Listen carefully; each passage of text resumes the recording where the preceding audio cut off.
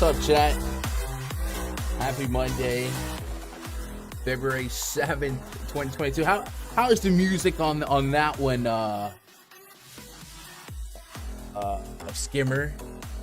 I felt like I was maybe blowing some speakers out. You know, I don't know, maybe. So I turned it down. I think I capped that at 40%. But yes, I get it. It's a little bit louder, right? Anyway, I don't know. What up, Skimmer? What up, Elvin?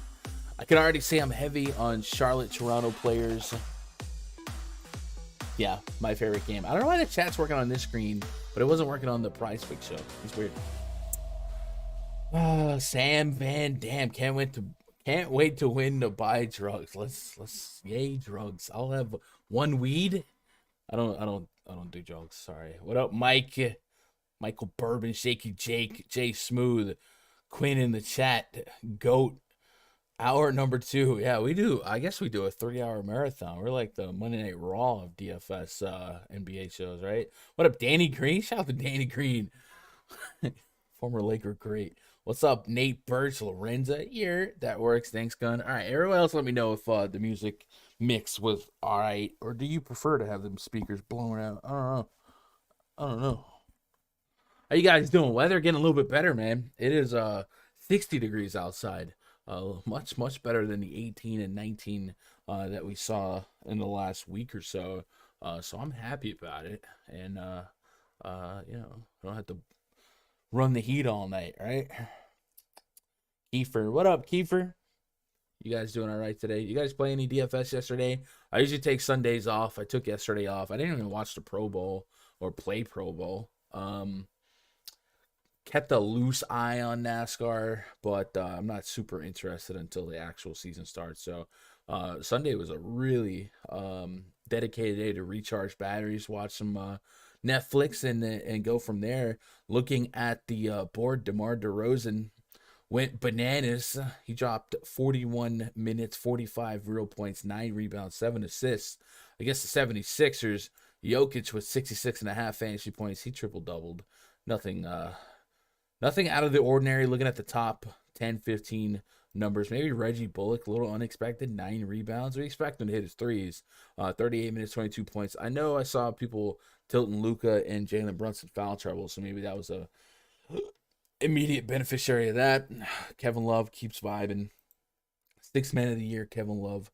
You heard it here. Marcus Morris, 39. So looks like yesterday wasn't crazy. But I guess in the Discord, looking at some of the screenshots, I saw Brandon Goodwin tanked. And I was like, thank God I didn't play today. Because I had a whole heck of a lot Brandon Goodwin in the absence of Darius Garland for the Cavs. Also the Levert trade, good trade for the Cavs. I like it.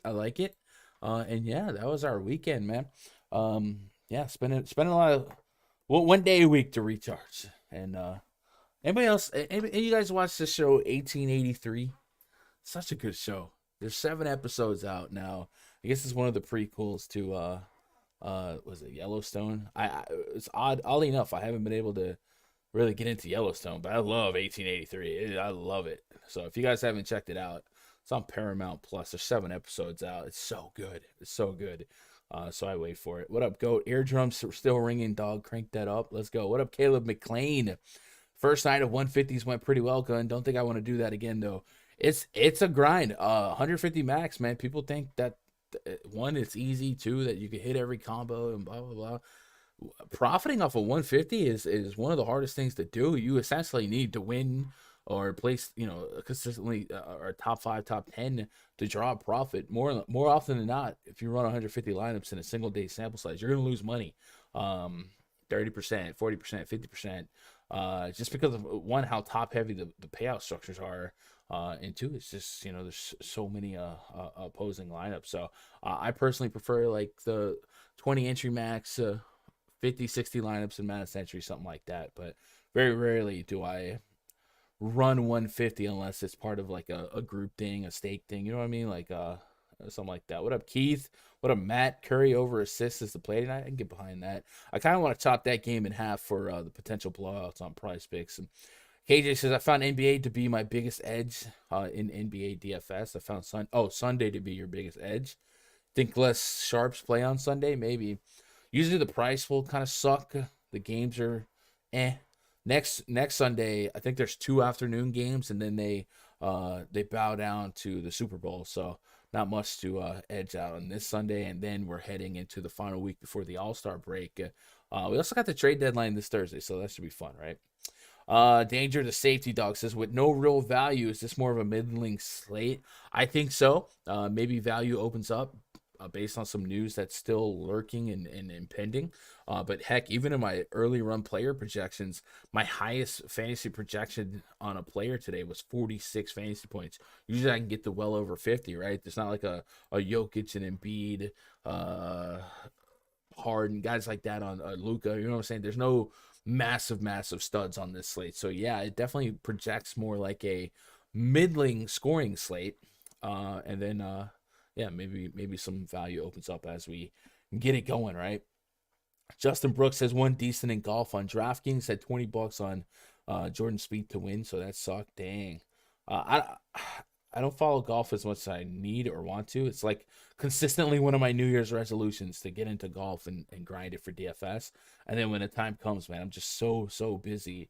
But hopefully. But he made it happen. Watch Yellowstone, dude.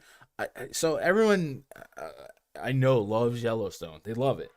And me and Danny, we fired it up and started the first episode. I just didn't understand what the F was going on, right? There was so much happening. Maybe it's one of those I gotta let that engine warm up for a couple episodes. Would you guys say that? You guys watch Yellowstone? Is it one of those, yeah, first episode's tough, second, but once you know all the characters, then let her rip? Because I'm willing to try it again, because so many people I'm chill with like it, and I feel like we have similar tastes, but I don't know, that first episode just didn't grab me. So but 1883 has been really good, and I just love old westerns. So having more modern actors in old westerns, it's addicting for me. Jay Smooth says, my Cavs out here finally making some noise in the East. Cavs definitely look like a problem. Tim McGraw, Sam Elliott, Faith Hill, 1883. Yeah, Jim. Tim McGraw is really good as an actor. I haven't seen a lot of his acting work, but I love that. And then Sam Elliott, I just love Sam Elliott. Plays the same character in everything, but it's so good. What up, Jenna? Should have took the night off like Goodwin did. Yeah, I was looking at the Discord last night. I was like, I literally said, thank God I didn't play, because there's no way I wouldn't have been like lock buttoning Brandon Goodwin, right? Doug says Thunder over 100 team total. You like that? All right. 150s for the Birds. Gonna go back to playing single entry. Maybe just play higher stakes. I mean, even if it's like 20 entry or 3 entry, something like that, Caleb. I think there's certainly a medium, but I've certainly seen like there's so many people that go from being really good at single entry and then like, all right, now I'm gonna do 150. It's like you jumping off. Like, man, you don't have to go straight to 150, guys. Just because 150 is the max doesn't mean you got to run the max, right? You can run 30, 40, 50, something like that, and stick to a really strong core and let her rip. And that's kind of my safety blanket. The 150s is for guys that know daily, more than likely your daily outcome is to bleed a little money or a lot of money, but you're waiting for that one spike, right? That 100K, and it happens. So if your bankroll's long enough to sustain those swings, yeah, that's who you usually see dominating the 150s long term. But it's such a transition, especially how consistently people go from being really good at what they're doing, and they're like, all right, 150 time. Nah, 150 takes a little bit crazier brain, right? You need to take riskier stances and leverage ownership and all that good stuff. So it's a learning curve. What up, Callie? How long you been doing DFS? Man, oh man. I think professionally 6 or 7 years now. Right? Feels like it. Done a lot of it on this YouTube channel too. I think I don't know about my entire, but most of the time I've been doing DFS full time has been coinciding with me doing stuff on this YouTube channel. Goodwin just finally found himself again last night. Had been playing over his head. Yeah, I don't know. Opportunity without Darius Garland. What up, Nova Scotia? 0 Bulls in my early crunch. Bring on 4 Bulls crushing tonight. Yeah, I kind of talked myself into being a little scared of the Bulls. We'll talk a little bit more of that. Get past episode 1. It flies off on episode 3 and beyond. All right, you made it happen. Well, I think we'll do it. We'll try and get back into it. Kind of like Ozark start. Ozark. We wrapped that next season up that new season up real fast too. Yellowstone, give it a few episodes, you'll love it. All right, we're gonna do it. We Wagwan gone. What up, Neville? When is season 4 out for Yellowstone? I don't know. Anyway, let's talk some stuff, man. Man, you guys are awesome. We're vibing. The vibes are high right now. We only got 5 games tonight, so it's not like we are wasting too much time. But only 5 games tonight. Should be a pretty moderate slate. I am going to flip over to the breakdown stream. If you good? I'm gonna flip over to the breakdown stream or breakdown scene, man. If you guys want to hang out with me later on today, I'll be in the RunDFS.com NBA VIP Discord pre-lock voice chat. My girl is coughing. What the heck? And you guys are more than welcome to come join me. It's behind the paywall at RunDFS.com. Get yourself into a week pass, 2 week pass, something like that. Whatever you want, it's up there. And jump into a pair of links. There's a link to the NBA VIP spreadsheet and then the Discord, which is what I think probably the most bang for your buck, man. It's such a wonderful community of people grinding all the news, talking ideas off each other. Josh and Quinn and those guys in the PrizePicks channel, just nonstop positive vibes, rooting for each other, want to see success, and then also sharing what they're thinking. And I also think that's like the cool thing about PrizePicks is you don't feel like you're facing each other, right? Let's go check out Underdog. Shout out to Justin Fan, keeping us caught up on all the news. If you guys don't follow Underdog NBA on Twitter, you should. Key news to watch as of 3 p.m. Eastern. Zach LaVine questionable. Jimmy Butler questionable. Tyler Hero said he didn't expect to play, so we're going to list him as doubtful. Lou Dort questionable. Kobe White questionable. Otto Porter questionable. And Jordan Clarkson questionable. So that's what we're working with on a 5-game slate. We got 2 games at 7, then 1 game at 8. 2 games at 8, and then a late night hammer game at 9, and then the latter half of this slate involves a 12.5 point spread in favor of the Warriors on the road, and a 8 point spread in favor of the home team Utah Jazz hosting a imploding Knicks team. Every one of these games pre-flop feel like it has some volatility in terms of blowout. This is what we saw Saturday night. Felt like half the slate was blowing out. And ironically, the Lakers game gets to OT, and that was the game that you needed. But 6-point spread here for the Miami Heat game. We know that if Butler's in, the Wizards are susceptible to getting smoked. The Raptors Hornets, the only 2-point only small spread here. Phoenix game could blow out. Phoenix just smoked Charlotte. Chicago's playing their 4th game in 5 nights. Golden State double digit. Like every game kind of has that propensity to get really, really lopsided. So we don't like to predict blowouts, but this could get ugly. And hey, we're all playing from the same deck of cards, right? Literally left 6K on the table on Fanduel in one lineup. That's how good Fanduel looks right now. I will edit that. You left 6,000, Mark? That might be a little much. That might be a little much. It's never a bad time to restart The Office. I actually haven't watched stuff. I've seen episodes, but I haven't like done it, you know? Anyway, let's start talking some basketball here. Miami Heat at the Washington Wizards. Project 35 for the Heat. Kyle Lowry, Duncan Robinson, Jimmy G, Buckets, PJ Tucker, and Bam Adebayo taking on Spencer Dinwiddie, Aaron Holiday, Kentavious Caldwell-Pope, Kyle Kuzma, and Thomas Bryant. We got 206.5 total. 6-point spread in favor of the Miami Heat. Bradley Beal out. Daniel Gafford out. Jimmy Butler listed as questionable. I believe he had like an aggravated big toe is what we said on the PrizePicks stream. Left big toe irritation, which is I think it's the same designation that he had on Saturday, and he played that game. So I'm kind of expecting him to be closer to in. And then Tyler Hero said he did not expect to play today. And then of course we got Strus and Caleb Martin questionable. So knowing at least that Tyler Hero is going to be out, if we can get a few extra minutes and a few extra opportunities for scoring and usage for Lowry and Butler, I'll take it.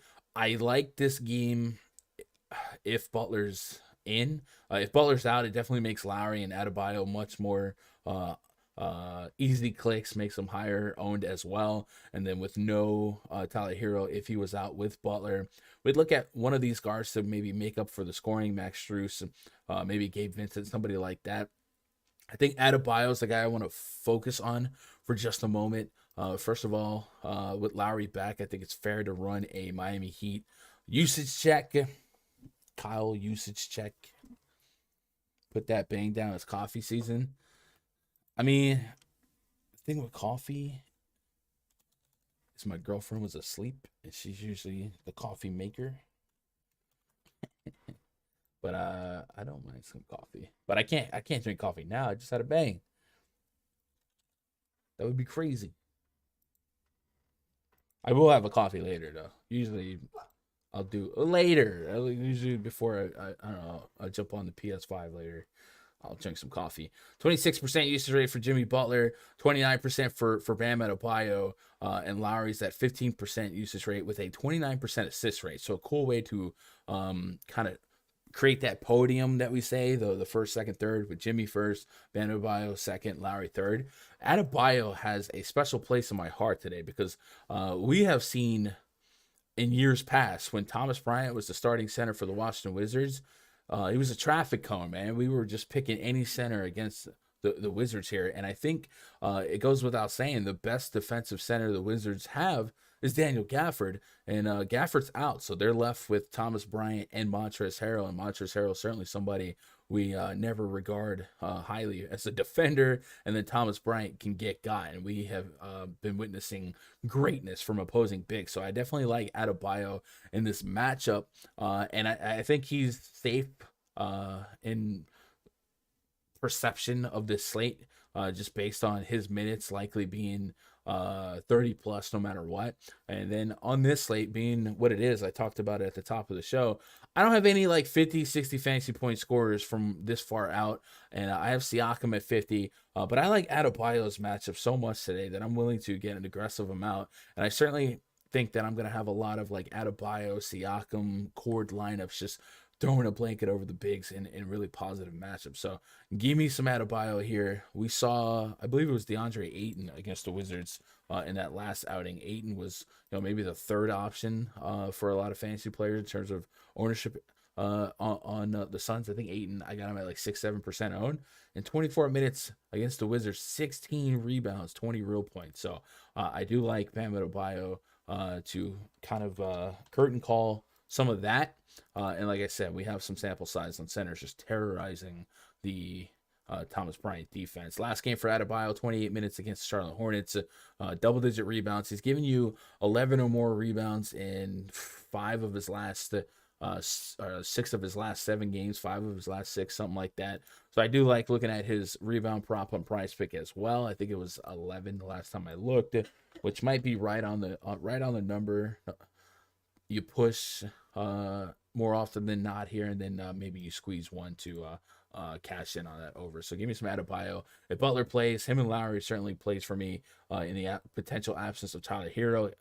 Lowry did need a really strong second half against the Hornets to kind of get where he needed to be for fantasy, especially on Fanduel. And he played the fourth quarter when Adebayo and Jimmy Butler and PJ Tucker, the rest of the starters, really did not. Him and Tyler Hero led a backup squad in that fourth quarter. So maybe that's conducive to them wanting to get his conditioning right. He just came back, and maybe it's just part of the plan here. But I think Lowry profiles as a guy that's going to make my player pool, and is probably way too cheap on FanDuel at 5,600. All the heat in play here, and if you give me Butler news, it would shift my interest in Gabe Vincent. Right. Let's get looking at the Wizards side. I don't have a ton of interest in the forefront for Kuzma and Dinwiddie and Montrez, but I think in mass entry tonight, they probably make the back end of my player pool, trying to hedge this game to stay competitive, right? 6-point spread. It's actually one of the more competitive games on the docket. But Dinwiddie at 59, 6,200. I know that last game was bad, but hey, it was bad for everyone. It was just one of those games where they got smoked. And even in games prior where he hadn't been contributing a lot of real points, 14, 7, 10, there's still some peripherals that make you lean on him for his elongated minute expectation in the absence of Bradley Beal, and then a couple of peripherals to get him over the hump. So at 6K, 5K, certainly has 30, 40 fantasy point potential. I'd be expecting closer to 30 side today. I have him about 30 fantasy points on FanDuel, 28 on DK. It's fine for me. And then Kyle Kuzma finally let people down in the absence of Bradley Beal, but he still has 40 plus fantasy point potential. So if you have that goldfish memory and you're willing to look past that Phoenix Suns blowout, 40 plus fantasy points is what he's offered you in his last 4 games. And without Bradley Beal, that's been a constant for him. So again, tournament clicks here at Kuzma and Dinwiddie, but they make a lot of sense and you can justify it with the numbers. Not really running to much else in this Wizards team. I would have somewhat of a deep field tournament interest in Montrezl Harrell under 5K with no Daniel Gafford. If they start getting lopsided, you might need his offense to come in and play. But for the most part, it's Kuzma, Dinwiddie, and I'm not even that in love with them. But I do like the Heat quite a bit here. Let's get caught up on chat before we move on to the next one. Jim says, I want a takedown. Do you have any suggestions for the slate? For early on, I was stacking Raptors. Like, I had literally 4 Raptors, I make coffee every day if I'm awake. Yeah. I do like coffee. I just assume I'll make coffee. You'll make coffee later if you love me. Ticket Nashville playing for $1 million. Yep. I'm taking Fred VanVleet, Siakam in the fast-paced game, and Trent. Yeah, Willie, I like those guys, and I was also kind of interested in Chris Boucher on FanDuel as a dart throw. What up, Neo? Gondak Brupt. What is Brupt? I don't know what that is. I love how Hero had 40 the game everybody got back. Lost so much money playing it when we were all out. Yep, and he got hurt, right? So you can't even double down. What up, Valdo? What up, Neo? I was getting all the boosters at once when Valdo reminded me to like. Yeah, man, hit that like button. Get us up there. LaMelo Ball's free throw prop is up at 3. Let's go. You made it happen. I think you called that out in the PrizePicks stream, right? I can get behind that. LaMelo Ball free throws made 3. So we need a couple fouls here. All right. Yeah, sure. Sure. You made it happen. That's on you. That's on you. Raptors at the Hornets. Next game on the docket, projects 25 for the Raptors. Fred VanVleet, Gary Trent Jr., OG Anunoby, Scotty Barnes, Pascal Siakam up against LaMelo Ball, Terry Rozier, Gordon Hayward, Miles Bridges, Mason Plumlee, 224 is our total, 2 point spread in favor of the visiting Raptors. Raptors are in a pace-up spot, a massive pace-up spot. They have a pace rating of 96, while the Charlotte Hornets are well over 100. So Raptors are bottom 5, bottom 6 in pace, while the Hornets are top 2 in pace. So more implied possessions for the Raptors. And we know with the Raptors, we expect a lot of minutes. I've got essentially 39 minutes on 3 of their 5 starters, with Scotty Barnes at 37, OG Anunoby at 36, and I still think they could play more. So because of this being a 5-game slate, and we talked about 2 of these games might not just exist to me, right? It's hard to love the Warriors, hard to love any Knicks. The Jazz are kind of iffy. I'm in on the Raptors, and I think that's where the field's just kind of going to be by default. 3-4 Raptors in every lineup in 20 max feels like a strong start. Fred VanVleet, arguably underpriced anyway. I think in context of this slate, if VanVleet was 9,500, I'd probably still be playing him against the Charlotte Hornets on a 5-game slate. So at 8,600, 8,500, I feel like I'm getting that much more of a discount. I'm getting mid 40 to high 40 fantasy point projection on him, and I'm getting good projections really on everyone, but Fred VanVleet, Gary Trent, Pascal Siakam have the most meat on the bone in my opinion. And then against the Charlotte Hornets, so many more peripherals, so many more shots. So I like the Raptors quite a bit. And then Chris Boucher, I talked about it earlier. He's kind of somebody I'm thinking about throwing into some lineups on Fanduel. Just because, even though it is like a 5-man rotation, right, they do bleed into 6, 7 guys. And one of the guys that they lean on a little bit more is Chris Boucher. And if he has a shot at 18-plus minutes, we know per minute he can absolutely destroy. So I might get to him as I start getting some diversification into my Raptors portfolio going into the night. And then Scotty Barnes, 6,200. I think that's cheap enough that he could thrive on that Fanduel price point. And Anunoby feels like the most expensive guy for what his role is likely going to be. Need that 40 plus. He's the one guy I'm not getting a super strong projection on. On the Hornets side, we want this game to stay close. The Hornets definitely have the offense to keep it close. Their defense not that great, but offensively they have one of the best efficiency ratings in all of basketball. So I do give them the nod of keeping this game competitive at last outing. Maybe left a little to be desired, but Charlotte have a top 10 offensive efficiency in all of basketball. When they're fully healthy, they got guys that can spread the floor. LaMelo Ball, Terry Rozier, Gordon Hayward, guys that I typically drive some rules between them for player grouping correlations. And then off the bench, Kelly Oubre, Miles Bridges, these guys are volatile. So it's hard to really sink your teeth in pre-flop on who's going to be the one guy that really, really thrives here. And the Raptors defensively are pretty stout all the way around. There's not really a lane that I look at to succeed against them. So I'm not going to have a ton of them in short entry, but as we get into mass entry, I'm certainly spinning the wheel on exposures, all these guys, and driving some rules here. So that's kind of how I'm approaching it. For prize picks, there's a lot of interest in Mason Plumlee's rebounds.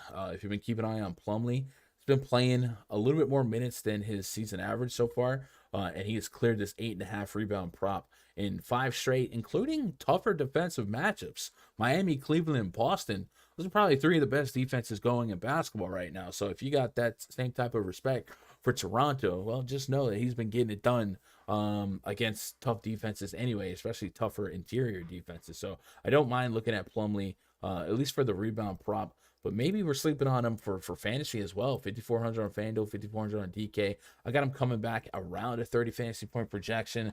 Not my favorite spot to target in terms of getting some real points out there. But I don't really play Mason Plumlee for real points, right? 6, 8, 5. Still getting you a shot at 30 fantasy points. Really, really active. Maybe underrated. Maybe I've been sleeping on him. And on a 5-game slate, I can get a little bit more out of the floor and chase a little less ceiling, right? We don't really expect a lot of 60 fantasy point games tonight. So maybe Mason Plumlee makes that mix for me today as one of the Hornets I'm going to be most likely to get some exposure to. Let's get caught up on chat here. Ooh, my girl making me a coffee, just saying. Oh, I can't even drink coffee now anyway, guys. This little can is 300 milligrams of caffeine, man. You guys will see my heart explode live on the air, you know? But I do nothing like coffee made by your old lady, right? They just know. Gunner's found himself in deep water on the home front. I have not. We're good. Going big tonight. Scared money don't make money. Let's go, big checks. Donovan, what up, Donovan? Does anyone play on Yahoo? Every now and then I dabble. I definitely have recommended anyone out there that's maybe not seeing the profit or the dividends that they think they should be seeing on maybe a Fanduel or a DK versus the time that they're putting in. You should definitely spend some time checking out Yahoo's offering. I don't have any affiliate deal with them, so I don't tend to talk about them a ton. But their lobby certainly one of the more profitable lobbies, just based on the lowered rake, 11-12% rake, a lot of overlay, and you can argue that the player base is a little softer, but I think even if you're playing the same players, the same skill players as you are on FanDuel and DK, their rake is just gonna, and their payout structure is just gonna make it a more profitable venture, or at least higher expected value than what you're getting in some of these other lobbies, right? Raj says, hi everybody. Patrick Reed told me about the channel. Shout out to Raj. We got another Raj. What up, Sean? I play some nights on Yahoo. Yeah, I definitely don't mind Yahoo. But I guess what keeps Yahoo from blowing up, I don't know. I was gonna say their nightly, prize pools are just fractions of what DK and FanDuel are putting up, and they've learned that the player base really just wants a shot at 50, 100K and get some lottery tickets. But if you're playing for profit, I would 100% recommend checking out Yahoo's, right? I've got 6 players from Toronto, Charlotte, and 2 OKC homies. Prayers up. Elvin, I that was my I had something similar to that in my dummy lineup earlier, so I'm assuming Raptors are just going to be the chalk of the slate, and we go from there. But it is what it is, right? Suns at the Bulls. Next game on the docket. Project starting 5 for the Suns. Chris Paul, Devin Booker, Mikal Bridges, Jay Crowder, DeAndre Ayton taking on Ayo Dosunmu, Zach LaVine, Javonte Green, DeMar DeRozan, and Nikola Vucevic. We got a 227.5 total. 8-point spread in favor of the Phoenix Suns. So check this out. The Bulls are playing their 4th game in 5 nights. Man, that is a lot of basketball in a 5-night stretch. It started on the 3rd against the Raptors. That game went to overtime. Then the next night, without Zach LaVine, they go 12 rounds with the Pacers. They get 1 day off. Then they face the 76ers last night, where DeRozan had to play 41 minutes just to keep it somewhat competitive, still take the L. And now tonight, they're back in Chicago, hosting arguably the best team in basketball, the Phoenix Suns. So this is a tough stretch for the Bulls here. I guess one thing that they potentially have going is that Zach LaVine did not play in those last 2 games, right? He played against Toronto and took the last couple of days off with back spasms. So you could make a case that if they were able to up him to active today, he wouldn't be as dead-legged as perhaps his teammates would be, who are playing their 4th game in 5 nights. And then DeRozan has just been so good, so strong offensively, that even in a tougher perceptual matchup, the McCall Bridges, Jay Crowder defense, maybe he gets it done. Yesterday, 40 real points up against a team that boasts the Matisse Thybulle defense, right? So I'm on the edge about what to expect from the Bulls here. It definitely feels like a fall flat schedule game, but the Bulls have certainly overcome all odds before. It's an 8-point spread. That's leaving the door open for the Suns here. So a lot to be cognitive of going into this game. But I guess the biggest thing to keep an eye on is the Zach LaVine news, because he's still questionable. And like I said, if he did play, it would at least boost my openness for the Bulls to keep this game close. And then Kobe White missed the last 2 games as well. If he misses this game and LaVine does as well, then yeah, this is a really short-staffed crew that have played a lot of minutes in the last 5 days. If he's able to go, again, it spreads out the floor with some more fresh-legged options. If LaVine and Kobe White are out and you just want to game script this game to stay closer because the Bulls have been good, because Vooch and DeRozan are great. Ayo Dosunmu, also somebody I would be looking at, looking for his assist prop as well. They usually list him around 5. He might have earned a 6 or 6.5 by now, but 14 and 7 assists his last 2 games. Very, very deep minutes in the last 3 games for him. So I'd certainly be interested in him. And then Vucevic, not my favorite matchup for him against JaVale McGee at 10K, but we know he has 60+ fantasy point potential. Raptors, Indiana. Raptors went to overtime, and then Indiana, the 6'5" Terry Taylor, whatever he is, he was able to do whatever he wanted for as long as he wanted. So certainly wouldn't hate the ceiling upside of what DeRozan and Vucevic offer. But man, the Suns are so good. The Suns are so good. Let's get some official numbers on the Bulls here. Now that we have a little bit more sample size of DeRozan and Vooch without LaVine, and to put some official numbers here. But I don't know. Chat, am I overthinking the 4 and 5? Are you guys fine with the Bulls? Do you guys want LaVine to be out? I feel like this thought process can get me in trouble, right? When you try to predict the blowout, or you try to predict a team to fall flat. But this is a grind of a schedule, man. Let's just take off LaVine. I'm not going to take off Kobe White. DeRozan, Vooch on the court. Actually, you do need to take off like Caruso and Lonzo though.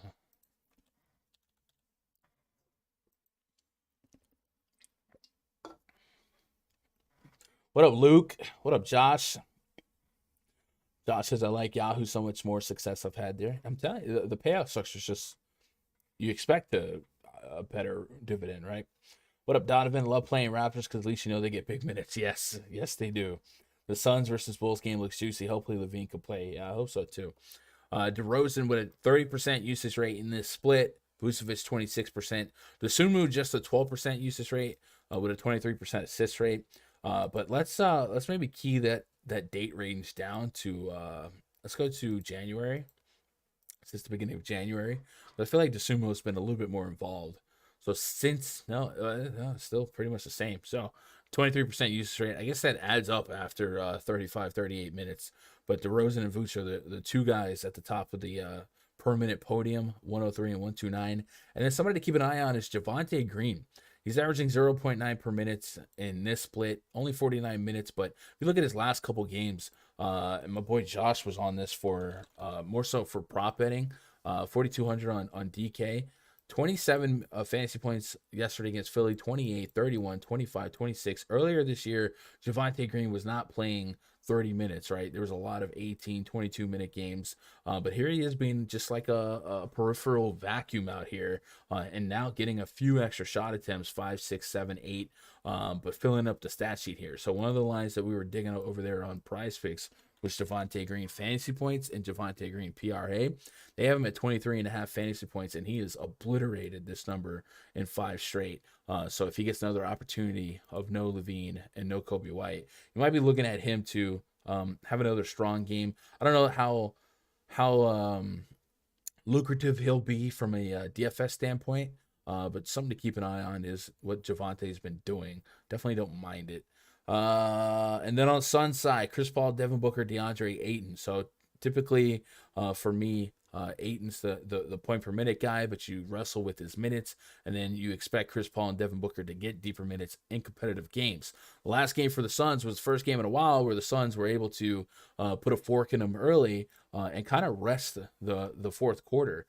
Chris Paul played just 30 minutes. Devin Booker played just 29 minutes. And neither one of those guys played a minute in the fourth quarter. And that's saying something because 30 minutes and 3 quarters is still a lot of minutes. If you look past that in these games without Landry Shamet, without Cameron Payne, in competitive games, Chris Paul has been giving you 38, 39, 40 minutes of basketball. We'll pull up this DraftKings game log.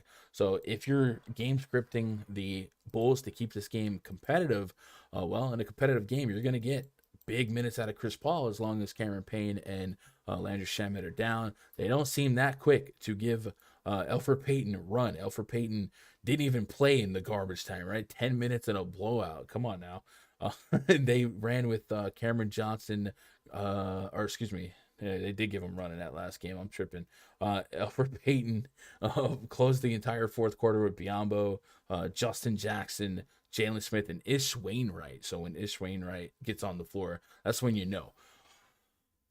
If you guys think this game stays close, I think Chris Paul has every potential of being the highest scorer on the slate. When I'm looking at my early projections, Chris Paul and Pascal Siakam are just kind of coin flipping each other on who should lead the slate based on a solid minute projection. I think I'm leaning Siakam just because I expect that game to stay close more than it doesn't. But like I said, Chris Paul's Mr. 40 minutes in the split right now, and it'd have to be a really lopsided game to get him off the court. So I do like the Suns' big three. I like the Suns' two guards for big minutes here, and then Ayton should benefit from a Bulls front court that has been pretty porous in terms of surrendering fantasy points to opposing teams all year. Chicago coming in as a top 15 matchup in basketball against the center spot, and then a top 3 matchup in basketball against the power forward spot. Jay Crowder, kind of cheap. You're looking for some dart throws. He might benefit from that. And then Mikal Bridges, as rare as it is to get Chris Paul some extra minutes off of his feet, Mikal Bridges is in that same boat. Here's a guy who's probably going to give you 40 minutes more often than he gives you 35 minutes, right? Just 26 minutes against Washington, prior to that 40, 40, 40, 41. So I expect Mikal Bridges to bounce up in terms of his minute expectation here, and he might get 14 more minutes than what we saw in the most recent outing. So he's somebody I like as well. And then, since we're mentioning PrizePicks, Mikal Bridges PRA on PrizePicks, pretty low, all things considered, 21.5. Again, 24 minutes against Washington.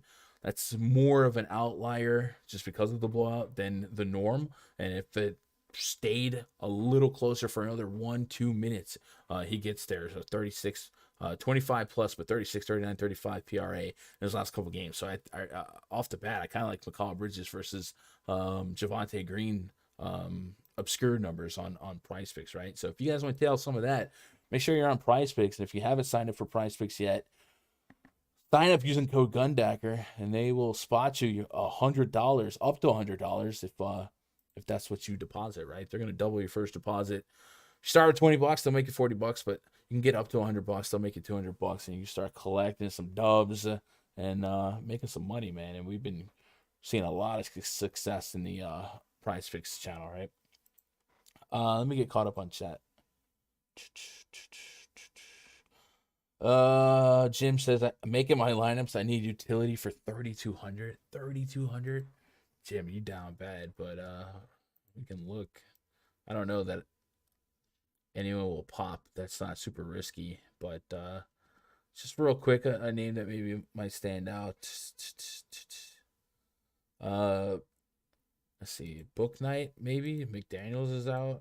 He might get some run here. Was it DNP? Oh, he's doubtful. Never mind. I had McDaniels out, but I guess I didn't write down Book Night.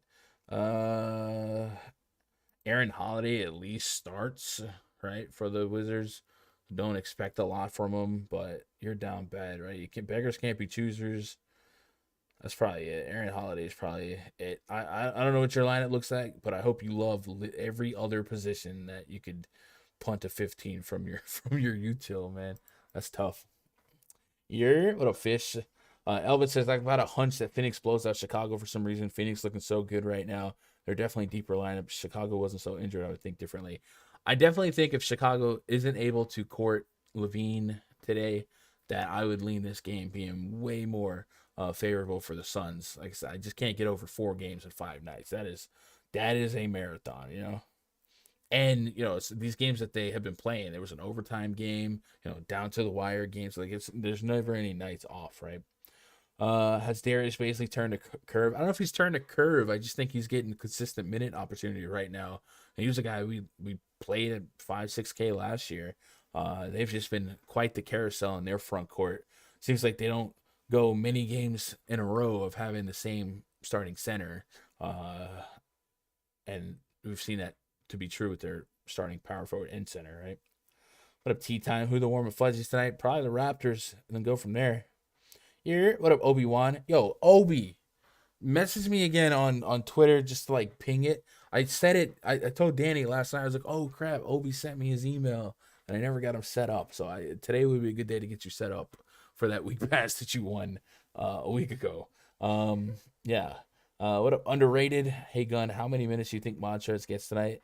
And over 5.5 rebounds seem good. How many minutes? I think I had like 24 minutes on him, 23, and over 5.5 rebounds seemed good. Well, maybe he's averaging almost 7 per game. Let me see what my player props tab has Montrezl Harrell at. You're looking for over 5.5 affirmation on that. I have him at 7.3. So yeah, my numbers have him over. As long Gafford's down, so I expect him to at least be. I actually expect him to get more minutes than Thomas Bryant. So yeah, I'd take that. I think that's fine. Is that a prize picks line? Montrezl Harrell 5.5. Let's see. Montrezl. I don't have it. Resend nowhere it's going. Yeah, my bad, Obi. But I got you. It's a good start a free week on a Monday. Can't go wrong. All right, let's move on to the game that nobody's going to be on. The Toronto Raptors at the Charlotte Hornets. This game. Wait, I already did that game, right? No, we're on the Warriors game. Almost broke down the game we already broke down. Golden State Warriors at the Oklahoma City Thunder. Project 35 for the Warriors. Steph Curry, Klay Thompson, Andrew Wiggins, Otto Porter, Kevin Looney up against Josh Giddey, Trey Mann, Lou Dort, Darius Baisley, and Mamadi Diakati. A 210.5 total, 12.5 point spread. Favor the visiting Golden State Warriors. Thunder have been down bad. Lou Dort is somebody you got to keep an eye on. Is officially questionable. Missed that last game after getting banged up. Was it against the Blazers? So if he can't go, let's go home. Let's go home, ladies and gentlemen. Let's go home. Let's go home. Let's go home. Thanks, bro. Hey, you're welcome. I might need I don't know. You guys think I should shorten down the alert for that? Maybe one let's go home, or I don't know. I was thinking about using that bing bong sound. Bing bong. And then it just I don't know. What do you guys think? You guys like that alert, or is it a little long? Especially on days when like Damron and Fish are like throwing money at me like a single mother. Let's go home. It's just I don't know. Maybe we'll change it to bing bong. What do you guys think? What was I looking for? I was looking for news on Lou Dort. So let's see. Oklahoma City Thunder. You have legal sports gambling though? I wish I had legal sports gambling. I do not. That would change a lot. Keep it as is. You like it? Diakati, I don't know. Nasal fracture. Did not play in Saturday's game against Sacramento. Ty Jerome slid into the starting lineup. In his place, Jerome had a solid 4. All right, so we'll see if he can play with a broken nose.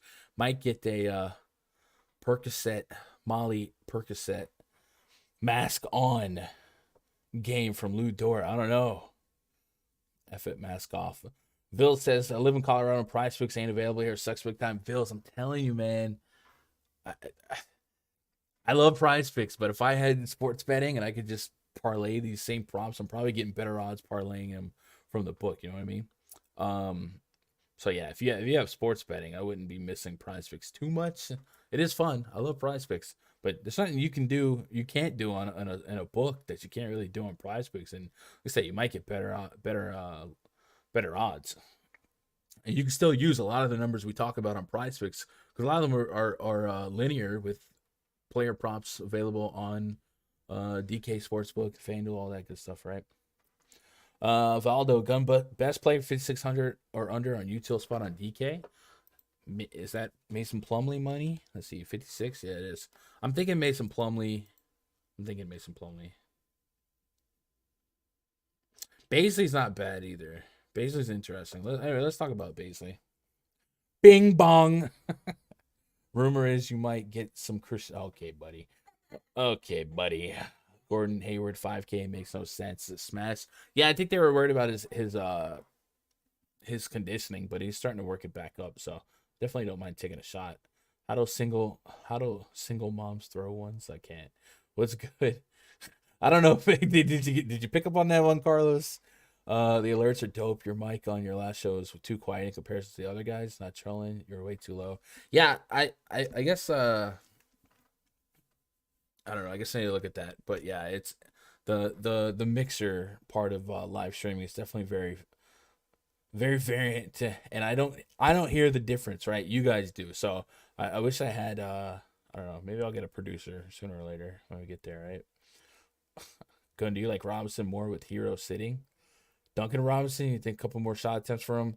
Sure. I would like somebody else is questionable for them too, right? Let's see.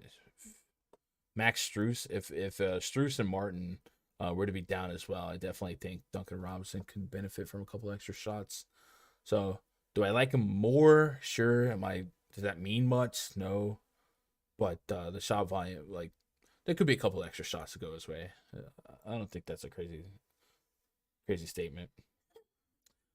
Thunder. So Darius Baisley and Diakati are two guys that I think are the guys I'm more inclined to get to here, and I think Baisley kind of just like leads the charge, right? These last two games don't leave a lot to love, but Baisley at least has given us a stretch now of 36, 36, 37 minutes here. I don't know that the Thunder have a blowout squad or a team, you know what I'm saying? So at 5,400, I'm looking for a chip in a chair for 30 fantasy points. I think he gives me that. Diakati, I don't mind as well, but like I said, the front court for the Thunder has been so high variance all year long that they don't tend to go two games in a row with the same rotation, right? They've been rotating Jeremiah Robinson Earl, Derek Favors, Mike Muscala, Diakati. Last slate we saw Pokusevsky get some run. It was just it's bad. But today we know that there's no Isaiah Roby, no Mike Muscala, no Jeremiah Robinson Earl, and earlier today they sent Pokusevsky to the G League. So could we get near 30-minute projections for the bigs that are available, at least for Diakati, and then you kind of split the backup minutes for like Favors maybe? Possibly. But I feel a little bit better about the 35-minute projection on Baisley. And then if Lou Dort did not go, I would feel better about Josh Giddey's production. Fanduel 6,500. Why can't I quit you? That's $1,300 discount to the DK price. And then Trey Mann under 5K, chip in a chair to keep this game. I don't know about keep this game, but be the bulk of the points here for the Thunder. On the Warrior side, it's hard to love Steph Curry at this price point. Need that 50 fantasy point production. Worried about this game being lopsided. Same with Klay Thompson. Worried about his minutes not being worth the 6K price point. And then Andrew Wiggins, I can get behind. Wiggins does have a decent history of popping off against the Thunder. 67 on FanDuel, 6,500 on DK. Looking for Northside 30 fantasy points. I can get behind that. And then Kevin Looney's somewhat interesting because the Thunder have been so susceptible to the front court all year. Looney's been a really elite rebounder. Not very evolved offensively, but 7, 12, 14, 15 rebounds in a short supply of minutes to play, 21, 23, 26. So if you're trying to get a little bit different in tournaments, Looney might enter the chat. But for the most part, I think in big field tournaments, I have a little spattering of like a Steph Curry, somebody like that. But not much from this game to like, and not much from the last game to like. So I really want to lean on you guys. Do you have any sneaky suspicions, any feeling in your bad knee with the Storm coming in? I don't know that these last two games give me must-have keys to tournaments. I think Josh Giddey at 6,500 is just always going to be something I'm just going to fall for. I think he does too much for his minute projection, especially without SGA, to not get some exposure to. But at 8K, right, we're not that excited to play Josh Giddey. We're not that giddy to play Josh, you could say, right? Let's get caught up here on chat. Jim says, Gun, I have Dinwiddie, Trent, OG, Hayward, Siakam, Van Vliet, Javante Green. So I'm looking for a pump play at 33. I mean, Jim, that bullet got your name on it, but I would probably not expect Anunoby to have a big game if I was also playing Trent and Siakam and Van Vliet, right? Anunoby's going to give you a super solid floor for peripherals, steals, blocks. Might get you 18 real points. But I think the more likely outcome for him, while all those other guys are in, is like mid 30s, and 7K I could do with that, especially on FanDuel. But you're building a deep line, so let me pop open Toronto here. We have some time. We can do this. Booties, boot. I mean, I don't even Booties D25. Appreciate this sub, man. Let me know if I'm saying it right or wrong, or if you have a different name. I'll try and remember. So let's go to Toronto. Let's really just put all the starters on the court at the same time. I just feel like what I'm leaning to is maybe cut corners there on OG, and it's more so just a game theory of that individual lineup. You know, if you're going to play the rest of them, how often is Anunoby becoming a huge play? So let's put Siakam, Anunoby, and Trent. I won't even put Scotty Barnes in the mix, but these four, right? Got any rules when stacking Toronto and Charlotte? Yeah, for Charlotte, I'm probably going to do, I probably rarely ever do LaMelo, Rozier, Hayward in the same lineup. So I'll probably set it to max 2 of 3 and ceiling hunt those guys. Might even throw Oubre in there and might make it a max 2 of 4.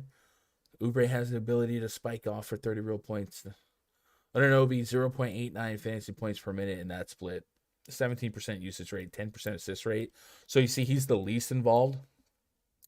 So I don't know, Jim, right? It was Jim. I'd probably look to trade Anunoby down and not have to lean on a $3,300 prayer, because it just seems like Trent, OG, Siakam, Van Vliet, 4 Raptors. I like Trent, Van Vliet, Siakam the most, and Van Vliet, Siakam easily 1 and 2. But OG feels very fringy at his price point today. Like, could they all coexist for a ceiling upside? You know what I mean? And if they did, I guess you're running back Hayward. I don't know. OG would be the one that's yeah. Delord says, is Dinwiddie high owned on FanDuel? I don't know, but I would imagine that he's not low owned, right? Probably expect him to be 1 and 4, so 25-30%. I don't mind it. Diakate? Diakate? Is that how you say it, Ronald? See, I was told by the coach Diakate, but Diakite. Diakite? Is that the better one? Diakite? I appreciate that. Guess you can say he loves me a little bit. Valentine's Day, thanks. Yeah. Go get your Amazon Prime orders in for V-Day, boys. Are any OKC starters blowout proof? All of them? I honestly don't. I mean, you know what I mean? Like, you look at this team, like, what are we protecting, right? Do we have a blowout lately to lean on? We actually don't. They've been really scrappy, especially on defense. But it feels like the answer is no. But okay, here's a Hornets game where they got smoked by 20. Fourth quarter, we saw Josh Giddey play, Jeremiah Robinson Earl, Ty Jerome. So I guess he would benefit in the blowout there. Darius Baisley still played. No, I'm gonna short answer say no, but I honestly, Spurs game was a blowout as well. Starters were in the fourth quarter. Well, I guess Wiggins started that game. He played the fourth. Giddey played the fourth. JRE played the fourth. Baisley still got some runs. So I would assume that all of them are blowout proof. You know, is Derek Favors mopping up? I don't know. So I would say all of them. I don't know. I'm just letting the numbers do the thinking for me on that one. Patrick Reese says, sub gun in Warriors game. You think we can play a couple bench guys? If so, who would you prefer? I don't think I want to. Maybe we get a update on Otto Porter. Steve Kerr has such a open rotation when it comes to that front court, but maybe if Otto Porter wasn't a lock to play, let me double check that. I think he is, but we've seen him sit and rest in the right spots. Otto Porter, lower back is questionable. He's missed 3 consecutive games due to back issue. If he has to miss Monday's game, JTA and Kuminga. So I guess if Otto Porter was out and Iggy was out, and these are 2 guys that it probably behoove you to rest them anyway, even if there was any bit of concern. So if Otto Porter was out and they threw in a Kuminga, or maybe we've seen them move Andrew Wiggins to the 4 and throw in like Moses Moody. If we did that, that would tighten the screws a little bit, right? Taking out Iggy, and we know Bielisa's out. Kuminga and JTA would probably be two guys that take deep dart throws on, but nothing that I'm super confident about. That's just like if you're Space Jam reaching, right? And then Moses Moody, when he does start, it's not like he's a big part of the offense. So I'm not warm and fuzzy on it, but I at least wanted to answer your question, right? The Thunder have been really scrappy on defense. Really scrappy.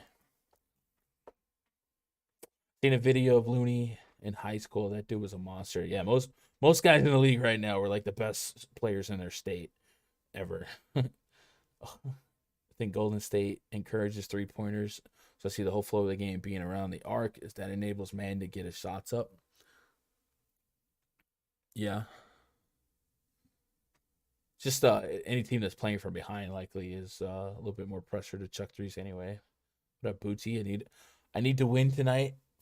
A lot of 4s. All right, Bootsy. I hope you get it though. I have a good amount of interest in Birch. We'll see how that goes. Ken Birch? What did I miss on that, buddy? 4 minutes this last couple games. I don't know, man. It's very dangerous to reach into the Raptors bench because like the starters get all of the minutes and then they divvy up the extra 20 to like Boucher, sometimes Birch, maybe Precious, Banton, right? Diakite. All right. Would you put Siakam and Van Vliet on the same lineup? Yeah, I think Siakam and Van Vliet is probably going to be my absolute highest owned combo in all of my lineups tonight. There's too many, like, there's like 80 implied minutes against the Charlotte Hornets and the tightest spread, high total. So, yes, I would put them in the same lineup, but I would also expect a large portion of my opponents tonight to have them in the same lineup. Ronald says, you play mostly Fanduel or DK? Fanduel is the bulk of my action, yes. And then lately, liking PrizePicks. I don't like dislike DK. I just have more historical success on Fanduel. Usually their pricing's a lot softer. Josh says, I always get my Valentine's candy the day after Valentine's. Let's go. My birthday is the 19th, a couple days after Valentine's Day, so she has the ability to catch it on that candy. Didn't OKC play them close this year with Draymond? I'm telling you, the Thunder defense it compensates for how bad their offense is. It's dog water, but defensively, the Thunder, they scrap. A lot of it is Lou Dort, though. If Lou Dort doesn't play tonight, I don't expect them to be as stout defensively, right? Lou Dort does represent a lot. J. Cole, Jermaine, Cole, Young Simba. Hey, Gun, sorry if I missed this, but Dinwiddie, 24.5 PRA over. Don't get me started on Spencer Dinwiddie, gosh darn it. Dinwiddie real points is pretty soft, too. Historically speaking, for his success without Bradley Beal. 12.5 is something he's missed twice. I guess 3 times in his last couple outings. I don't know. But 20, what do you say, 24.5 PRA? Yeah, I don't know. I don't hate it. Last game was blowout. What are you going to do? I'd rather lean real points, but lately it's hard to feel excited about Dinwiddie. Still some rumblings about the team morale when it comes to him, right? We're going deep on Toronto bench, Precious or Boucher. I like Boucher above all. Hey. Rohan, I appreciate that sub, man. Welcome to the channel. Hayward or Bogdanovich, DK? Probably Bogdanovich, but that's not a snap call. That's closer to a coin flip. Oh, you meant Bridges, Mike? Okay, I was wondering. My birthday's also on 19th. Let's go, Booties. Let's go. Hey, main event tonight. Before we do that, take a pause for the cause. And remind you guys that after this stream, I'll be in the RunDFS.com VIP Discord. Chop it up until lock. Any news coming out? It doesn't look like it. Keon Johnson, Thibault, questionable. That's it. All right, so I'll be in the RunDFS.com VIP Discord right here where it says NBA chat with the speaker icon. We'll be chopping them in voice, man. You guys grab a mic, join the conversation, say what's up, say here, and then we're crunching it down. Today's just a 5-game slate. So it's gonna be a little more laid back, Cadillac Jack, prop hunting, picking your battles, and whatever happens. But for the most part, still some vibe time to hang out and get our lines as sharp as they can be. So if you guys want to join that, go to rundfs.com, click VIP memberships, find something right for you, man. We got an incredible community of literal millionaires, thousandaires, hundredaires, people that do it full time, people that do it casually and still crush it, and then people that are balling on a budget, man. There ain't no egos. We just want to see each other be great. So gonna be part of that. We also have built-in partnership that gets you a voucher towards Fantasy Cruncher. You guys can activate. So come be part of that. We'd love to have you. Tank gonna do it, man. Appreciate that. So welcome to the channel. Knicks at the Utah Jazz, projected starting 5 for the Knicks. Alec Burks, Evan Fournier, RJ Barrett, Julius Randle, Mitchell Robinson taking on Mike Conley, Donovan Mitchell, Bojan Bogdanovic, Royce O'Neal, and Udoka Azubike. A 219 total, 8-point spread in favor of the Utah Jazz. Get those likes up. Let's go. Get them likes up. 69, that's a nice amount of likes, but 100 plus is actually nicer. Knicks, they let us know that Kemba Walker is going to be resting for this one. Jordan Clarkson and Rudy Gay questionable for the Jazz. Rudy Gobert out. So the Jazz, sizable home favorites. They just put the stomping on Kyrie Irving and the Sunshine Gang, and the Knicks have been the subject of some controversial rumors. Julius Randle wants in, he wants out. Who reported that? Unfollowing the Knicks on Instagram. That's big. And then a clip from the Lakers game where he was yelling at a coach, getting in an argument. So you wonder where their head's at. Either way, it's an uphill battle to go into Utah and try to contend with a team that has the best offensive rating in basketball, right? So good luck on the Knicks. But I do think the Knicks tend to be the keys to slates when you least expect it. RJ Barrett, maybe on Fanduel, something I can get behind. 37 minutes out of him is what I have jotted down this early. In the absence of Kemba Walker, I guess it's worth running on-off court tool. So for the Knicks, and I'm just assuming that Alec Burks should also start here. There's definitely been some there's been some murmurs about why Cam Reddish hasn't been playing, right? Why'd you trade for Cam Reddish if he's not going to play? So maybe they surprise us and throw Cam Reddish into the mix here. But let's put Randall on the court. Let's put RJ Barrett on the court. I'm not going to put Alec Burks for now, but I think he could be should be the starting point guard based on historical sample size.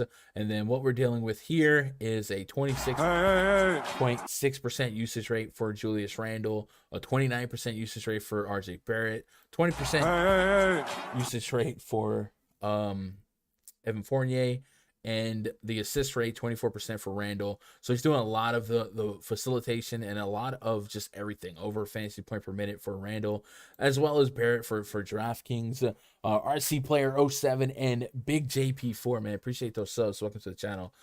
So those would be like the early leans here. If I had to get to some Knicks, and Randall's kind of priced aggressively on Fanduel where I need that, high 40s, and at the same price point, Adebayo and Pascal Siakam, they feel a little bit more comfortable to click. But 8,800 on DK, hey, that's territory for being right there with the standard deviation of outscoring those other guys with this added implied usage. But you do have to maybe put a respect on perhaps the real life saga going on. And then RJ Barrett, like we said, 6,400. I think that's a price point I can get behind, even if I get just like a point per minute and it's a tough stretch in 35, 36, 37 minutes. I think that means a little bit more on this slate, 5-game slate, than a normal slate. So I can get behind some RJ here. Alec Burks is probably going to be cheap enough on both sides, so you just kind of throw him in the mix. And then coming off the bench here, I would love to see Cam Reddish Jr. get involved. I don't know. How are you guys game scripting this one? Mitchell Robinson's also an intriguing name here. On the Jazz side, looks like Azubuike's the guy that they prefer to Hassan Whiteside, right? Last game for the Jazz against the Suns, the Jazz started Whiteside, but Azubuike... Wait, is that the Suns? Wait, Azubuike only got 2 minutes in that game? I thought I read something earlier that it was the other way around, but I guess not.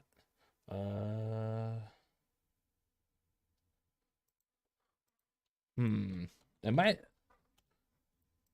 What did I read this? Oh, that was from. Okay, I'm tripping. I have to go back. This is from the 24th. I was like, I know I read something this morning. All right, here we go. Brooklyn Nets. Azubike started that game against the Nets, the most recent outing. And then Whiteside was coming in off the bench, and he played 24 minutes off the bench.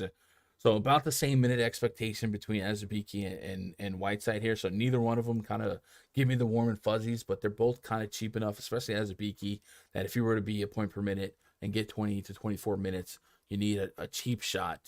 Maybe he's somebody that fills a role late in the night. You're going to need a little bit of size against the Knicks, theoretically. Mitchell Robinson, I got him for about 30 fantasy points on both sides. That's about what you expect at that price point. Nothing to just really love here. I guess Jordan Clarkson, Rudy Gay, if they were out, would not be insignificant. So maybe we can get somewhat of an update on the Jordan Clarkson situation. Utah, the two Utes. Right knee soreness. Missed Utah's last 2 games due to the sore knee. I've also heard his name linked to a couple potential trade scenarios with Trent Forrest being somebody that they think could kind of step up. And Rudy Gay, right knee soreness questionable, played the last game. So if Clarkson can't go and you're just looking for some value, maybe Trent Forrest would open up as a potential value guy from the second unit. I don't know. What do you guys think? 28, 39 minutes his last 2 games. Let's see. In that most recent rotation against the Brooklyn Nets, Trent Forrest was one of the first guys off the bench with Jared Butler. Did play a lot of the mop up, but was still actively involved in regular rotation. So maybe Trent Forrest is a name we put in our back pocket if Jordan Clarkson can't go, and Forrest is only 3,600 on DK. So that would be a pretty cheap opportunity to get him in the mix here if Clarkson doesn't go again. So I don't mind looking that way. You guys have any strong leans here? Julius Randle's situation is so ugly, but if you just let the numbers tell the story, 40 plus fantasy points, 43 fantasy points is still going to be good for top 10 on the slate in terms of pre-flop projections. So maybe some deviation goes his way in the absence of Kemba Walker. Let's get caught up on chat. Yeah, we got tons of time. I'm done. So if you guys want to just fire the questions away, I don't mind sitting around 15, 20 minutes and researching some stuff here. No news has come out, right? Underdog NBA refresh. Just in case. Stretchy pants, just for fun. Yeah, nothing's come out. So yeah. Thoughts on Hassan Whiteside. So Whiteside per minute definitely has every bit of 40, 50 fantasy point potential if you were to get high 20s and 30s in minutes. It just seems like as long as Azubuike's in the mix, they prefer him.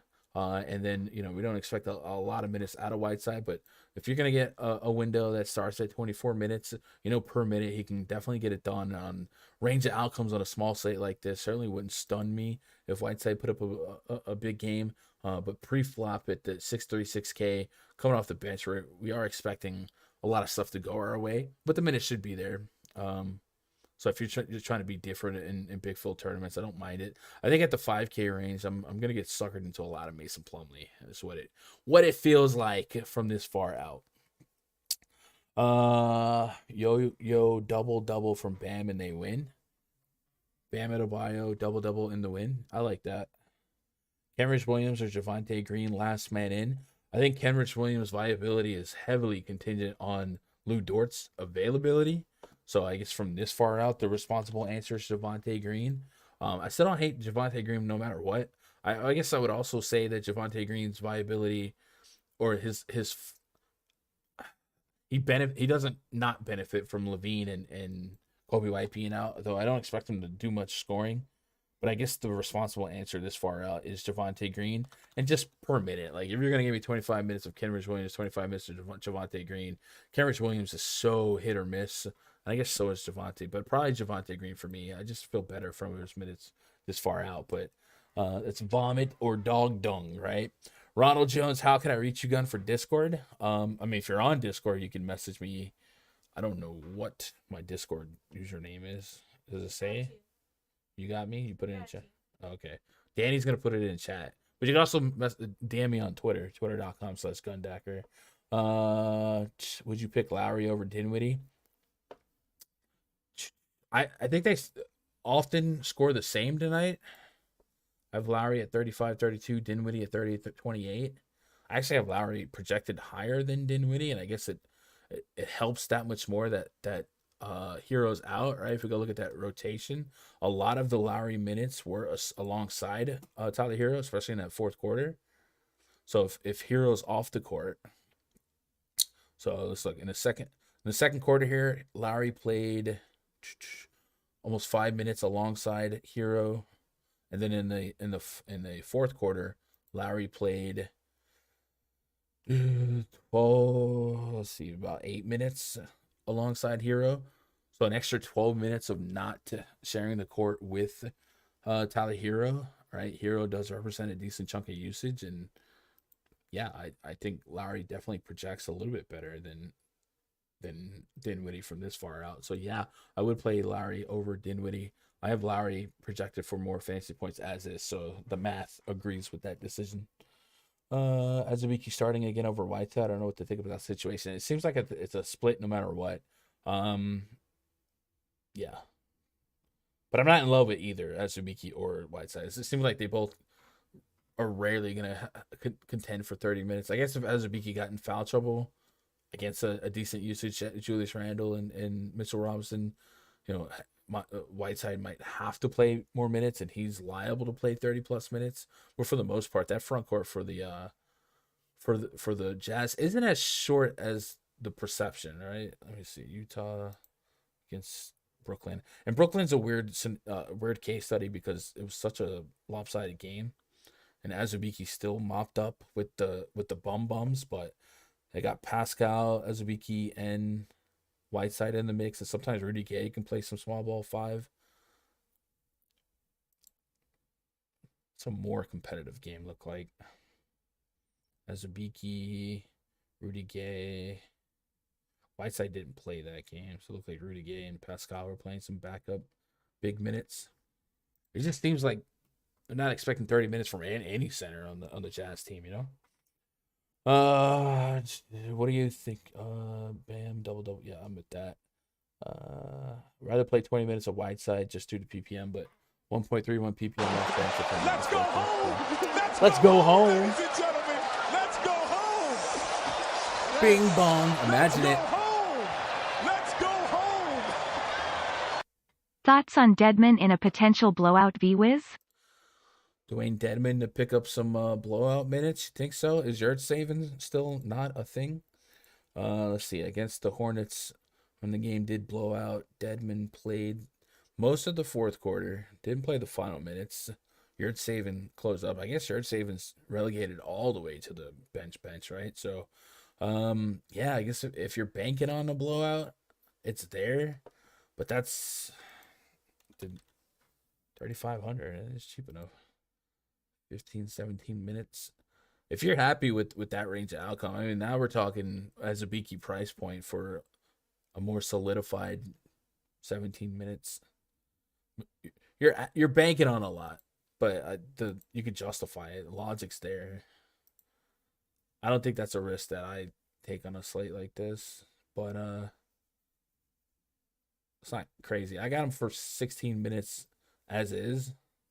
That's giving me just under 20 fantasy points. So I always say if you're gonna, when you play these 3-4K guys, typically those are not the 6X guys that you're targeting, right? If you get 18 fantasy points from anyone in your lineup, usually that doesn't go a long way to make you win a tournament. I would say this slate's a little bit different pre-flop because it projects to be one of the lower scoring slates, at least a lower scoring 5-game slate, just based on a lot of these teams being good defensively or slow in pace or a couple lopsided games. So maybe his 20 fantasy points, it means a little bit more today than it normally would, but from this far out, I don't know that I'd be running to dabble on a guy that maybe we need a blowout to really benefit from. But I like the way you're thinking. Appreciate that dono smell, sir. That's love. Appreciate that. $2. I'd rather play 20 minutes of Whiteside just due to PPM, but I don't know, 1.31 PPM off bench if I'm not mistaken.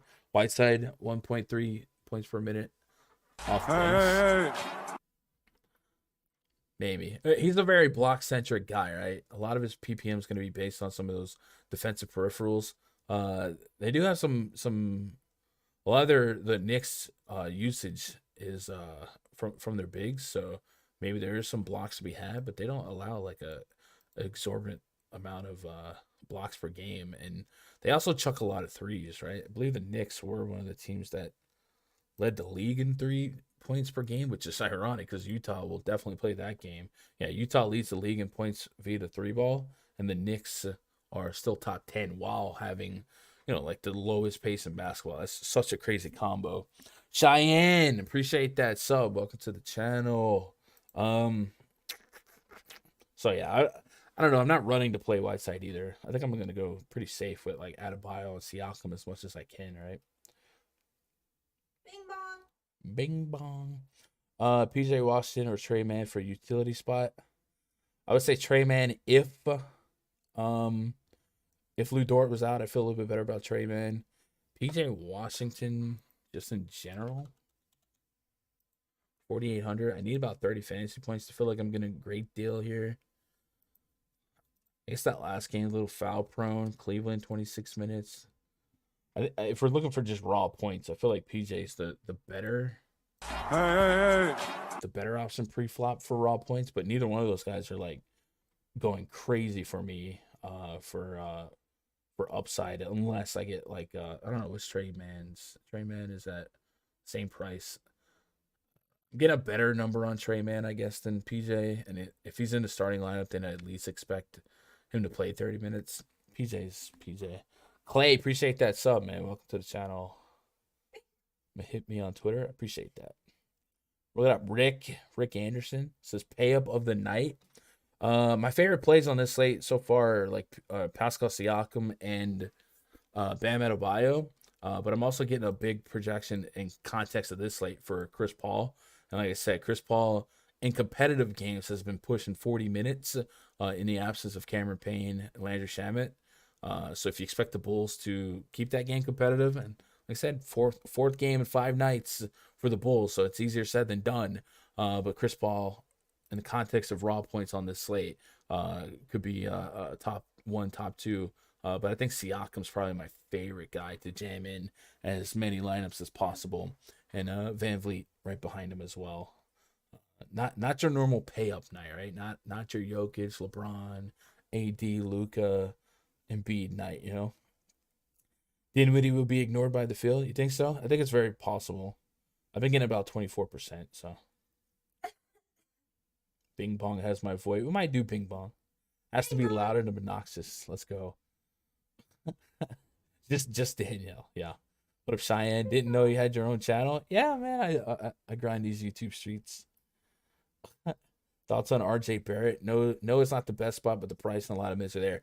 So yeah, I agree with everything that you just said. First of all, the minutes are absolutely there. And then we did run that on-off court tool with Kemba off. Kemba not playing tonight. RJ Barrett has a 29% usage rate. So if you just believe in minutes and usage, he should lead the Knicks in minutes and usage. And then if we, and this is from since January 1st, about a point per minute. So just at his price point alone, where we can sell out for floor a little bit more than selling out for ceiling, I don't mind RJ Barrett at all. I think on Fanduel he's the better play. 6,400. I'm getting over 6x on about 6x on that return. Need the game to stay close. Easier said than done. Does he get the Royce O'Neal treatment? Royce O'Neal, their baby Thibault, but I think minutes wise, RJ Barrett's definitely turning a corner lately, and has been really, really good for fantasy per minute. 56 against the Lakers. It's the Lakers, but prior to that, 30, 37. There's still a reasonable range of outcome for RJ Barrett to contribute a meaningful game for fantasy tonight. So I do like that. What's your projection on minutes for Boucher? So for Chris Boucher, I've got 18. And in my dummy lineup on FanDuel, Boucher is actually in it. I think I had Van Vliet, just looking at the prices, I had Van Vliet, Trent, Siakam, and then Boucher with hoping that Boucher would, get 18 to 24 minutes off the bench in this pace-up spot and, what he could do per minute. So I have 18 for now. That's giving me over 20 fantasy points. It's hard to project anyone not in Nick Nurse's starting five for minutes here, but Boucher at least has a recent history of being more involved than others, we'll say, with 19, 25, 18, 21. You know what I'm saying? There's a outcome where 18 to 24 minutes is there for him, and he doesn't need a whole lot of minutes to flip a slate on its head. So I had him in my original dummy lineup as a $4,600 shot in the dark on FanDuel. And so far, we don't have a ton of value, right? Gonna need to shorten his new sub notification. They keep rolling at this rate. That's what I was saying, Nova. That's what I'm thinking. Bing bong. We might add the bing bong. Maybe remind me to do that later, huh? I'll just keep screaming bing bong at you until you do it. Top PrizePicks. What up, Sleazy? Top PrizePicks. I think PrizePicks is ugly too today. But I like some weird stuff. Like McCall Bridges PRA felt like it had some meat on the bone. 21.5. They had 19 in that last game. Was a blowout, and he played his lowest run of minutes that he had seen in over a month. It felt like 41 minutes prior to that, much like Chris Paul playing 40 minutes. So 26 minutes was essentially a night off, and he missed his PRA by like 2. So I expect him to maybe get right here in this spot and get back over the 21.5 PRA. So I like that. Javonte Green, my boy Josh, kind of sold me on perhaps taking the over on his PRA or his fantasy score. Hasn't been somebody I've leaned on at all for fantasy this year, but lately I feel like I'm missing out on something, right? 23.5 projected fantasy score for them to hit that OU, and he's cleared that in his last 5 games. So some different names to get behind, but I definitely don't mind it. And then Van Vliet and Siakam, I definitely don't mind taking any of their overs. Van Vliet, 7.5 assists. I was digging his over. He's been clearing that consistently, and you bake in the extra implied possessions from the pace-up spot that the Hornets are going to present. I think 7.5 is a number that he can clear. And then for Siakam, I like everything. Rebounds is probably my favorite to target here, but I think you could throw a net over PRA fantasy score as well. I don't mind that. And then Adebayo rebounds. I think they had him at 11. Let's go home. I think 11. Let's go home, ladies Let's and go gentlemen. home. Let's go home. Let's go home. Let's go home. Yeah, we might need bing bong. You go live daily, and I am close to Lock and Busha. Close to Lock and Boucher. Okay. Yeah, we do go live daily. Cheyenne, how long have you been on YouTube in the DFS streets? And you haven't seen old Gun live every day. Yes, so we do a 2 p.m. Eastern PrizePicks stream on this channel, 3 p.m. Eastern DFS stream for about 2 hours on this channel, and then I go into the Discord live chat. And then Adebayo, 11 rebounds. I might take that. I think the likeliest outcome is maybe a push, but against Thomas Bryant, yeah, I'm in on that. Thomas Bryant's he's an open door, and without Daniel Gafford, I think either center that the Wizards throw out, Bryant or Montrezl Harrell, will certainly be a plus matchup, we'll say, right? Appreciate that $2, Cheyenne. I appreciate that. Harrell over Looney, you like that? I don't mind that. I think Harrell without Gafford, especially if you game script the Wizards to play from behind. Not that Thomas Bryant isn't, solid offensively. He's a guy that chucks some threes here, but he's kind of on a glass ceiling of minutes anyway, and he's a little bit soft, right? Gets injured. But I don't expect big minutes out of him. So if we take Montrezl Harrell into consideration, somebody that much better offensively than defensively for them, he's got to get some points on the board. I don't mind that. I think 26, 27 minutes isn't a crazy expectation for Montrezl Harrell, and my projection was running nearly 30 fantasy points, 28, 27 fantasy points as is on low 20s. So I don't hate the idea of Montrezl Harrell. Never going to be fun to click, never going to feel warm and fuzzy, but you can certainly game script him to be needed here, right? Easy money gun, easy peasy lemon squeezy. Yes, sir. Where are we at on subs, chat? I haven't looked at this number since what? Yo, we've had 30 new subscribers in the last hour. That's just ridiculous. That's actually ridiculous. Like, not even. All right, where are we at on likes though? 97. Oh my God, you guys are just on every front crushing it.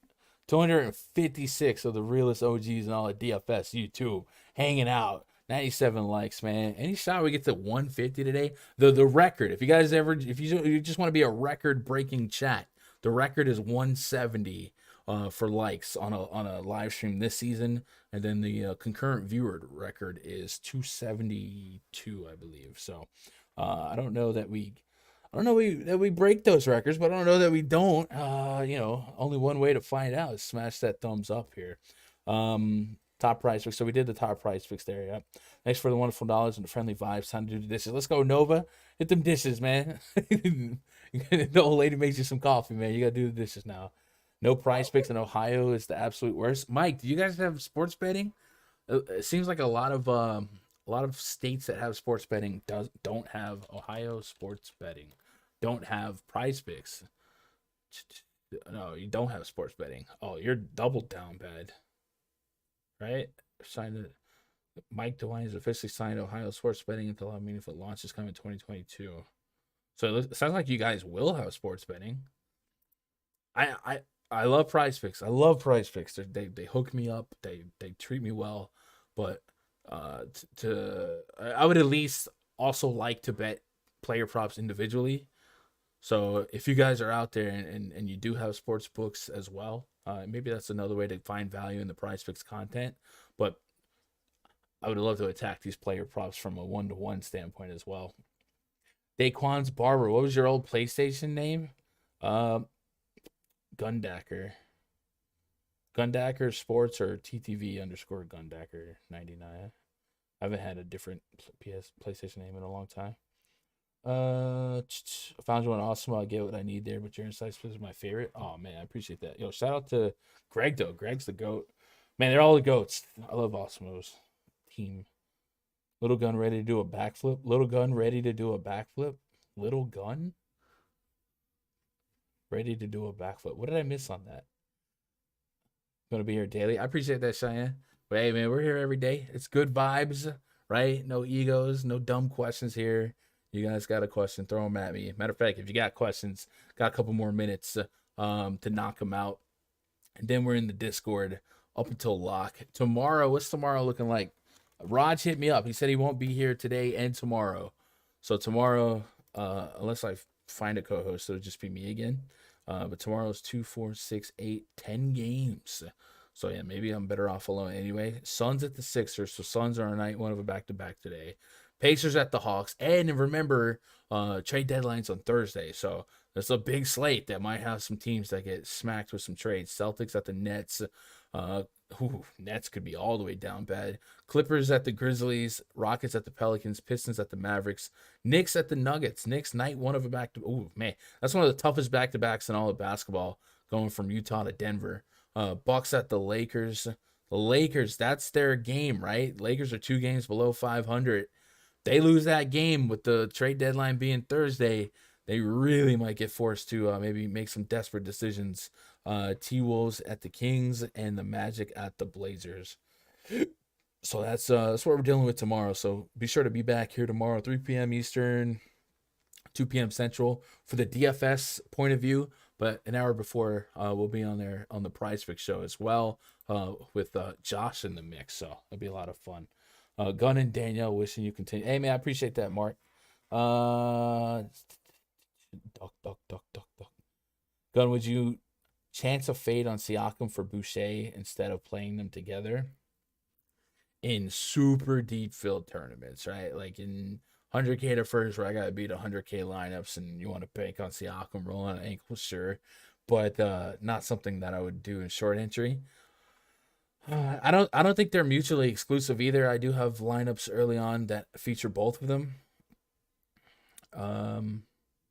But yeah, if you're just thinking, would you just fade Siakam and hope for like a 35 fantasy point game? Really, if you fade Siakam tonight on either site, who are you fading him for? More likely it's Adebayo. Maybe you're buying into Randall's usage rate against Utah. Right, you got to overcome some humanistic question marks about Randall's situation tonight. But I think if you fade Siakam tonight, you're hoping to match or exceed his point total elsewhere at the power forward position on DK. You can get behind DeRozan. DeRozan might have all the usage in the world in the absence of Levine. Still fourth game of 5 nights. Kyle Kuzma without Bradley Beal. Easy to forget what he's been able to do without Bradley Beal this season because of this last game being as lopsided as it was. But 40 plus fantasy points has been a realistic realistic range of outcome for him this season without Bradley Beal. So if you keep the Miami Heat game a little bit closer, maybe it bodes well for Adebayo versus Kuzma in the same lineup. Darius Bazley looks all right. So I don't know. The Siakam fade, if he's going to be one of the highest owned players, like you start thinking about the merit behind fading anyone that's super high owned on a medium to low size slate. But pre-flop, he's my favorite play of the day, and I got him projected to be the highest scorer on the slate just because 40 minutes against the Hornets is so fruitful, right? Best mid-range play, says Rick Anderson. Let's see. Mid-range, 6-5K-ish kind of guy. Scotty Barnes is looking all right. Gary Trent's looking all right. Darius Bazley looks like, if you're looking for ultra mid-range, Bazley's showing us a propensity to play 30-plus minutes. And then looking at their depth chart for today on OKC. Mentioned earlier that Pokusevski got sent down to the G League. And then we also still have Jeremiah Robinson-Earl listed as out. I always scroll over it, and every time. Mike Muscala has a tag on him. Is he out for today as well? Mike Muscala, I don't have a updated tag on him. What do we have on Muscala's situation in the spreadsheet? So we had Muscala out, JRE out, Isaiah Roby out, and Pokusevski in the G League. Meaning that the front court for the Thunder could be Derek Favors, Diakite, Kenrich Williams, Darius Bazley. So there's a real shot that Bazley, no matter what, has to play 33 to 35 minutes here. So I guess mid-range, I wouldn't mind leaning on some Darius Bazley. Just says, I know you don't love doing streams alone, but you kill it every time. I don't hate it. I like to have some friction in thought process, but I definitely don't hate it. I think I'm talented. If you guys like it, I'm fine with it. Usually, I used to only do streams if I had a co-host, but I don't mind it. Best mid-range play from the Department of Redundancy Department. I'm reading the same stuff over. Low-owned LaMelo Ball, darts in the 20 max. Was he low-owned? Haven't checked in a bit. So, yeah, I logistically, right, if the Raptors are going to be as high-owned as we expect them to be this far out, right, because they profile such great plays, one of the Hornets guys, if not two, you feel like will spike up and have a solid game. Now, there's a median range outcome where they're all just like average plays. But LaMelo Ball, I think, is certainly somebody that profiles the best. I have him as the highest projected scorer fantasy-wise on both DraftKings and Fanduel from the Hornets team. And I also have preached about Plumlee's recent found usage and rebound potential. So, yeah. But I guess what I was getting at is if we're going to be so heavy on Raptors, it makes sense to run it back with some Hornets here on a slate like this and expect this to shoot out a little bit more. And LaMelo Ball is one of those guys that just does enough of everything that we don't have to worry too much about a great shooting night or a great rebound. Like, he just fills the stat sheet to where you can get away with a decent chunk of minutes here. So I don't mind it, but I don't have a strong number one on the Hornets. He would be number one, but I don't have a strong number one. So in Mass Century, I'm just going to throw all the Hornets together in different player groups on Fantasy Cruncher. I usually do Ball, Rozier, Hayward, and say at most two of these three. Some games Terry Rozier will just take over, score 20, 30 real points. Hayward's cheap enough now that I wonder if I even have to do that at 5.2, 5K, building his windpipes back up, right, coming back from a COVID stint. And then Kelly Oubre, the same thing. So either I just let it ride and I max Hornets team at 3 and just kind of like trust the randomness to give me the right combo, or I stick with that, or I do Ball, Rozier, Hayward, and Oubre and max 2 of 4 as a player grouping correlation. I don't know. But it definitely feels like you would want some Hornets in your life tonight if you were multi-entering to positively hedge your Raptors exposure, right? Douglas says, is Forrest a better play than Duncan Robinson and quickly if Clarkson is out? I actually think he is. And is this an Alec Burks remember me game? I like that narrative. I slept on that. Put him back in Utah. Had a really good stretch there. But yeah, I know. I think Trent Forrest could really be a fun play tonight. All things considered on DK. He's a little bit more expensive on FanDuel, but on DK 3600, if Clarkson's down, he looks like one of their next man up. And reading the Jazz Reddit and listening to Jake talk about it, sounds like Forrest is like a better version of Clarkson with defense, right? So maybe he becomes a reason why the Clarkson could, or why the Jazz can maybe trade Clarkson, but 3,600 is really cheap. So if Clarkson was out, I'd definitely be looking at Forrest on DK. So I would prefer him to, you mentioned Duncan Robinson and Quickly. So yeah, I would probably prefer him to Duncan Robinson and Quickly. I don't know what to expect from Quickly. I feel like one of these games you got to see some Cam Reddish involved, right? Why did you trade for Cam Reddish if you're not going to use him? And this is a spot without Kemba Walker. Why not, right? Turn Mike up. Come on, Jason. Jason, turn volume up, buddy. Gun ever had shroom tea? I have not. Some tea sounds good though. I would like some tea. I mean, we could make some hot tea, right? Shine says, I don't know much about Mamadi Diakite, but have rostered him the last 2 games. Is he an athlete or a slow big? I don't want those small ball warrior lineups to push him to 12 minutes. I mean, we can look at his actually let's go look at his they just don't have a lot of options today. So I don't even know that they would script them out. I guess you could go big, like small ball with Baisley at the 5. He's 6'9", so he's not a 7-footer, 220.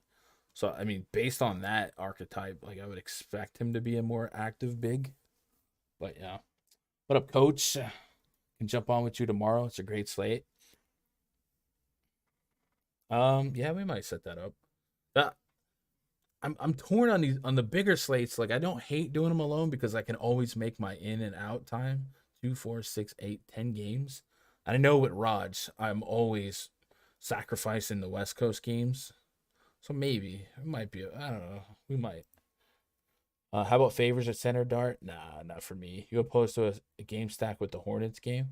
No, Andrew. I think a Raptor stack is probably going to be the trendiest type of lineup tonight. So I'm not opposed to it. I'm going to be on it just the same, but I also think that's probably the most common lineup out there, or at least I can see Van Vliet and Siakam being the most common players in lineups together, you know. He wants to make coffee and now tea. I don't know, man. I've been talking for 3 hours. I think I could use some honey in my tea. I got another 2 hours of talking to do, right? Sports tea is great as well as athletes drink it. I thought shroom tea was like your, I don't know, hallucinogenic concoction, right? Tea time. Yeah, I can do some tea time. Anyway, chat. I got to do some Discord time, man. You guys have been once again amazing. And we are at 6,347 subs. So we might hit 6,400 subs tomorrow the way you guys are killing it. So I appreciate that love from you guys, man. This channel is blowing up. Tomorrow we got the PrizePicks stream. We got the DFS stream all over again. But tonight is not over yet. Join me in the Discord, rundfs.com. Get yourself a membership and come be part of the action. Also, Super Bowl squares this Sunday.